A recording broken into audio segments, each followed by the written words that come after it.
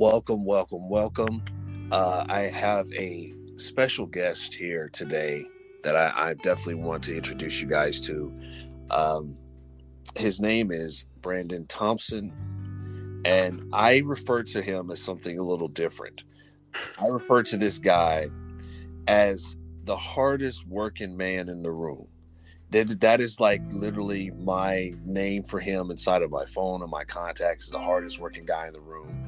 And I swear to you, as someone that deals with like motivation masters, life coaching, and inspiring individuals, this guy sheer presence absolutely intimidates me and pushes me to my limit every day that I see him in the gym. Every day I see him, I am literally chasing this guy down who puts me, and I mean that in like a pleasant and humble way. You ever seen somebody that just outworks you and outdoes that guy? And I'm glad to have him finally on the show. We've been talking about it for a couple of months that I've been trying to get him on, and just want to talk a little bit about his mentality, his development, who he is as a person, what inspires him, what motivates him, what keeps him going, and the literal workhorse that he is. So I want to welcome him. Brandon, it's nice to have you. I appreciate you. Just say, hey, what's going on, man? What's going on with you? Cleveland, everybody. Thank you for having me. I appreciate being on the podcast. I'm honored, even humbled and grateful to even be thought of and mentioned, to be able to talk and, let other people know, share my thoughts of what drives me and what motivates me. Absolutely. I love your energy, and I really love like how humble and like just earnest you are. We've had a couple of people on the show, and we've had like a wellness coach that's on the show. I've had a couple other coaches. I've had a couple other athletes on here as well, and some people that are just general people that going through situations, family, trying to deal with their kids. We've had a lot of different types of people, but I'm telling you, I've never been to this kind of level with someone that absolutely just destroys any kind of motivation that I could deal with or put out. And I've never seen anybody like you before. I'm partly to believe that you're kind of some kind of robot. I really am. I don't know what's going on, but man, today we saw each other in the gym today, and I don't know if you saw the bigger gentleman that was, doing the deadlifts and some other things. You probably weren't. You were in your own zone and working out like you always do. But I spoke to this guy, and even he noticed your work ethic and said, man, I came in here last week and I said I could have sworn this guy was doing deadlifts. And he said 1,001, 1,002. So you actually, intimidated everybody there just with your presence and your work ethic. So we laughed about it, but we're like, man, this guy's not human. I don't know what he's doing, but he's not human. So I don't even know if you even notice these things. So I think it's awesome. How do you feel, man? I feel great. For other people to notice me and notice my work ethic and my mentality of in the gym just grinding, that actually helps push me to go even harder. That's just like a quarterback or on the football field, a basketball player, star basketball player on the court. Everybody's chanting him. He ain't got nothing left, but he ain't showing it. He could be hurt, could be going down. The team might be down 30, 40, 50 points. But the crowd, the crowd is chanting him. That little push helps that person, win the game, to get those 2 or 3 yards, they need to get or hit that last shot. That give me that extra motivation, that boost to even keep going. As far as what drives me, I'll start off saying my grandfather, the late, God rest his soul, the late Larry Thompson Sr., he was a hardworking man. He had his own construction business. He poured concrete, and he was his own man. He was a leader, a natural born leader. Some people are managers, and some people are leaders. Some people are born to be leaders, and that's one thing that's in my bloodline. as my last name Thompson, we born. I was born to have that same work ethic as he did. A lot of it's just a lot of it's just good genes, and then the work ethic part, I get it from him. And then the mentality, another person that really motivated me a lot was, you can't see it, but I got the shirt Kobe Bryant. He was my idol coming up. Him and Allen Iverson. I grew up wanting to be like those guys. Kobe, he had that Mamba mentality, and what that meant was be the best version of you, no matter what it is. Whether it's you're owning your own business, you working for somebody, you might be cleaning up trash off the street. You know what I'm saying? You be the best version of you. You stay in your lane, focus on you, and not only people recognize it, but you can be great. So that's one of my guys, Kobe. I've always not tried to be like him, but he inspired me to even keep going. So sometimes I wake up in the morning, I watch some of his videos, to where I don't feel like going, or I'm going through something, that helps me keep going. A lot helps me on my job. My job requires a lot of physical work. So once I started working out in the gym, that even helped me affect areas in that life. I didn't start out always like this. I started working out back in 2019. We moved here back in 2019. And I didn't really I worked out, but I wasn't really taking it as serious as I was till after COVID hit. And when COVID hit, they shut all the gyms down. I was still working, but I would, go to the high school across from my house. I would run, take my daughter out there to run sometime, and then I do push-ups. And then when Hilton opened back up, I would go in there and grind even harder, and I've been going ever since. So what I have to ask this, because right now it seems like it may seem to the people that don't know you that I'm kind of just hyping you up and everything like that. But I swear to you guys, this man is like a machine. Can you just walk through like whatever your workout routine looks like? Can you just like walk through something that you did in a day? I won't stop you. Just walk through what you do in a day. Well, I have 2 gyms here. One of them is Hilton Full-Time Fitness, as you know. Right. Normally, when I have a routine, a ritual where I like to stretch. I stretch my arms, my legs. A lot of the stretches I get, I get from my wife. My wife, Natasha Pilgrim, she helped me. When I hurt my back at work, she helped me with the stretches. So I started doing that. And I get on the treadmill. I do my little push-ups on the treadmill, and then I start running. I have my incline on 7, and then I have the speed on 6.7. So it's like I'm running up a hill for 33 minutes. Once I stop that, you see me on the bench press, I get off of that. I might walk after the 30 minutes. I walk for about a good 10, 15 minutes to start, pace myself and get my breath back. And then I get on the bench press, and you see me with the 3 plates on each side, and I start doing that. So, and then I do like 3 reps of that. And then I do I don't know if you ever see me do the leg thing where you pushing the legs up. Yes, sir. And I do the dumbbells where it's like a back exercise. I have the 55 dumbbells. I do that 3 sets. And once I start doing that, I use the ball and I do kind of like they did in high school. I don't know the name of the workout, but I take the ball and just the cherry pickles. Yeah, that. Like sit up crunches, but you're doing it with a ball. I do 3 sets of that. Then I get back on the other bench press and then do that with 3 plates on the side, 3 sets. And then I go in the room, which I don't even like that nobody be in there. You know the little room Hilton got in there? Yes, sir, I do. It's like a obstacle course. I have the rope. I do a rope. I have the ball and bounce it off. Throw the ball up while I'm jumping on the steps. And then I have the rope and do the pull-ups. And then I have the little deadlift thing. And then I slam once I do the deadlift, I slam that down and then have the little handle thing you got for a push-up ball. I do that 3 sets. And then after that, I get on the the Stairmaster. I do that for 20 minutes. And 20 minutes I do that. And then I do dumbbell press and curls. That'll be my last thing. And then if I have time, I hit the punching bag. But what helps me on that treadmill is I watch these YouTube music videos on YouTube.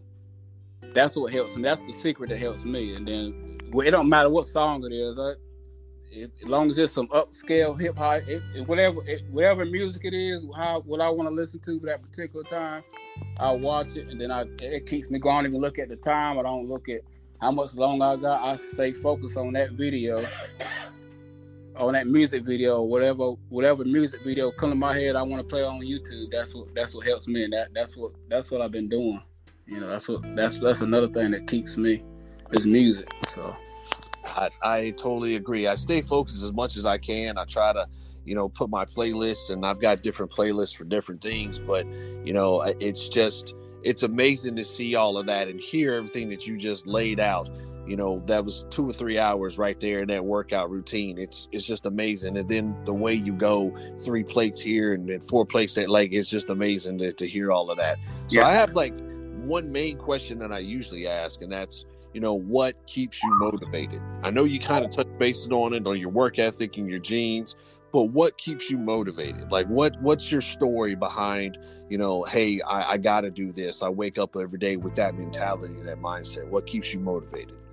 I just say, man, just, other than being healthy, man, and being able to have the energy to take care of my family, do what I need to do, it's just, by the grace of God. That's what He helps me to get up and keep doing what I'm doing. But that's what really keeps me motivated, man, is my family, really. I understand that. We talked in private, sometimes before, and when I was impressed by your rhythm and the way you worked, we talked about the way you explained to me and talked a little bit about your past and how you used to be, and then you made that transition to become this elite athlete inside of the gym, and you made that transition. I didn't know if you wanted to talk about that a little bit, but I'm definitely giving you credit for that. So I didn't know if you wanted to touch base on that or not, but I think you're a definite inspiration. And there was a time where I couldn't even run from here to the door to get outside of my house. My wife would tell you I would struggle, and I wasn't eating right. I would eat McDonald's, fast food every day. I actually didn't look nothing like this. Like you see me look now, 8, 9, 10 years ago. You show him that picture that's on my page? No, I haven't showed him. But next time I see you, I have to show you the pictures of how I used to look. I had to weigh probably about 200 some pounds, but that was a lot of weight carrying. Yeah, I was carrying at the time. But right, yeah, I wasn't in a way to where I could want to work out at the time. So it right. Just about self-improvement. I was willing to do the work, to motivate myself and to help become a better me, not just physically but mentally. At some point in time, like we all have that, I like to say it's a come to Jesus moment of accountability.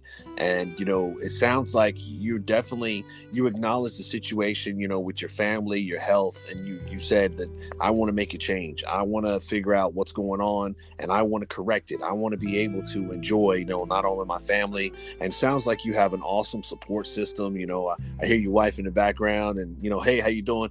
But I definitely want to, I want to acknowledge that support system because that's pivotal in making that change when you have that kind of mentality to work towards that. I'm sharing something with you. My wife was showing me some before and after pictures today, and it's just amazing, like the changes that we can do in our life, and how we can actually, how it reflects, and how our inner selves can actually reflect outward. Once we feel a certain way, it reflects outward on that. And I'm telling you, like, if I didn't know you personally, if I hadn't talked to you personally, if I haven't seen you personally, I would think you're the strongest individual. And like I said, the hardest working guy in the room, like easily. But you're very humble. You're very passionate. You're very quiet. You kind of keep your head down and you go about your way, but you have the skills and that. I mean, I was talking to the guy I'm literally telling you, like, he was like 300 pounds. He was wearing this green shirt. If you know who I'm talking about, I don't want to say his name or anything, but he called you a beast.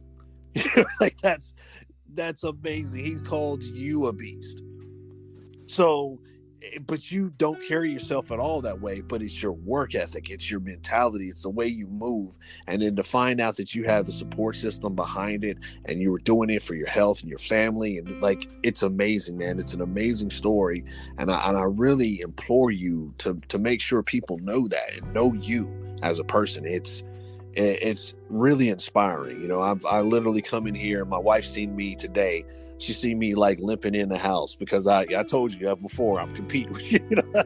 She seen me coming in and she goes, "Oh, Brandon was there today, wasn't he?" I said, "Yeah, he was." I was trying to do it, you know. And I said, he got me today. I wasn't going to do it, but I saw him and he got me today. So I just wanted to tell you, man, you definitely have it, and you're an inspiration to many people. I told you in confidence in private, you know, about the situation with my family and my daughter, and how you're actually affecting us and helping us out. So I want to implore that you continue to do what you're doing. I think it's an awesome thing. Is there anything that you want to add, or like, you know? I do want to. My wife want to say something, then I'm gonna say something too. Sure. But come on. Welcome. So, hey, Leland, and hey to all the people. I'm the talkative one, okay? And my husband don't give himself enough credit. No, he does not. Let me tell y'all, for what y'all don't see, I'm gonna tell you what I see, okay? All right. Bring it. So he gets up 4:00 in the morning, because you asked, you know, what his day looked like. Right. What his day looked like ain't what he told you. That's just the little few hours of his day, okay? Right. He get up at 4:00 in the morning, okay? According to when he have to be to work. If he have to be to work at 7, then he's going to the gym. If he have to be to work at 9, he's going to the gym at 5. Okay? So he's getting up. He's going to go to the gym, do a full workout, then go to work. Now, on his job, he works in a freezer where he slings 20 plus, 30 plus, 40 plus pound boxes all day long. Okay? So machine. He's a machine. Goes to work. He works normally 12 hours. So, or some between 10 to 12 hours, sometimes maybe even a little more than that. If he go to work at 9, he's getting off at 7 or 8. If he goes to work at 6 in the morning, then when he gets off, it's normally around 6 or 7. He's going to go to the gym after work if he have to go to work at 6 in the morning. Now, mind you, he never gets home before 7 o'clock. So he's going to come home and he's going to go work out.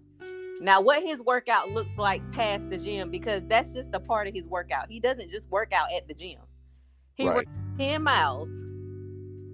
He runs from our house to, I don't want to say the road because I ain't want to tell the world where I live at. Yeah, that's okay. I understand.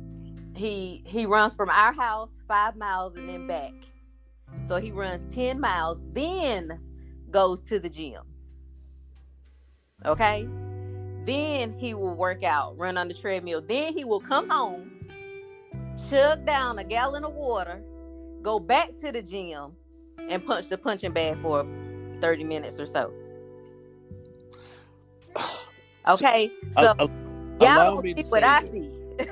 Allow me to say this in all due respect, because I absolutely, we've had the conversation. So I mean, no disrespect whatsoever, but he makes me sick. I will try and take over your little pocket. No. I love it, and because he is so humble, he won't say anything. He will not say anything. Well, see my Paul Heyman, see my advocate. So. But I'm telling you, he makes me sick. I can tell. It's just, man. While you were saying that, while your wife was explaining that, my wife walked in the room and her mouth hit the floor. we both were like, yeah, we can't do this. So it is amazing. And I'm glad that she spoke up. I'm glad you said to Paul Heyman. I caught that reference. I'm glad she spoke up and said something like that, because people need to know that you are out here really getting it and doing it and living that life. And it's great to have an advocate like that.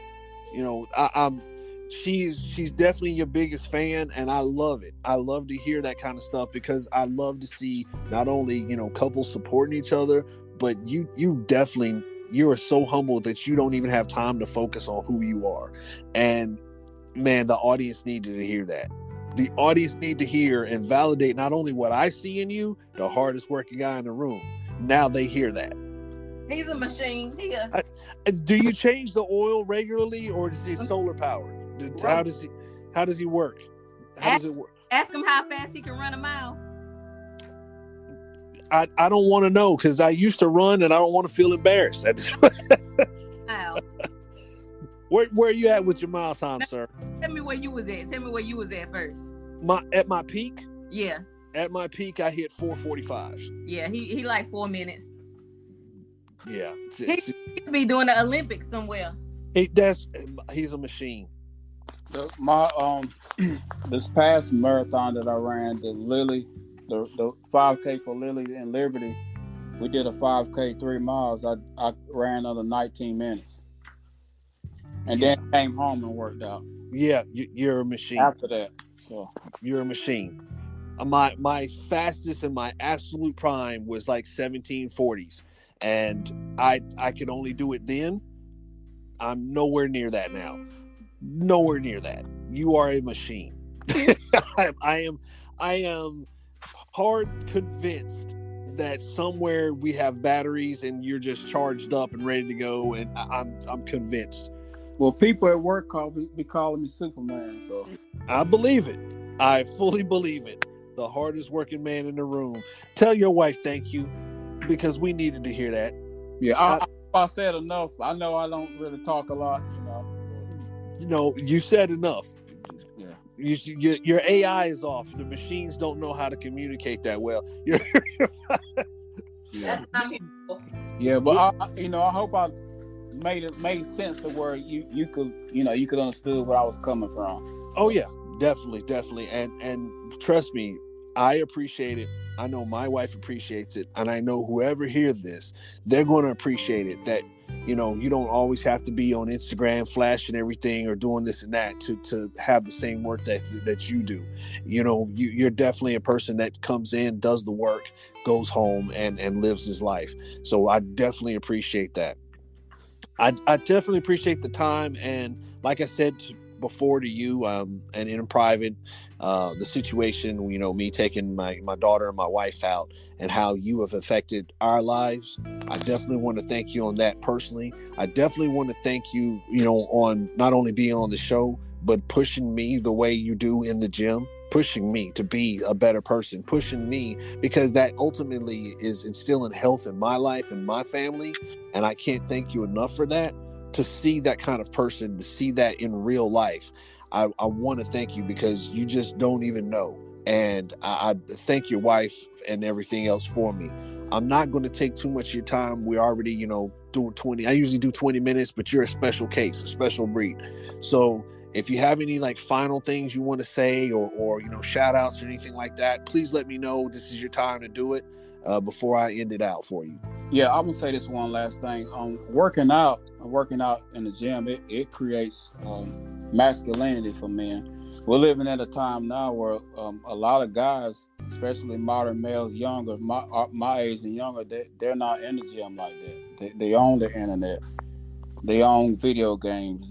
They're not doing anything to where they can create their self and build themselves up to be men. And one way of building yourself up to be a man and become a better man is working out.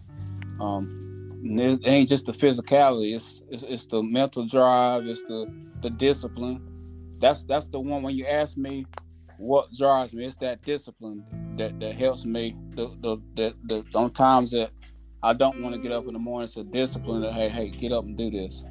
Consistency. And you don't see that in today's time, especially with COVID. You got a lot of things going on. It's important for men to create that masculinity.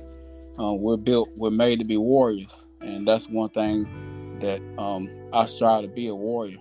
And I think men need to be warriors and take their rightful place in what we're made to be and what we're created to be, and that's men.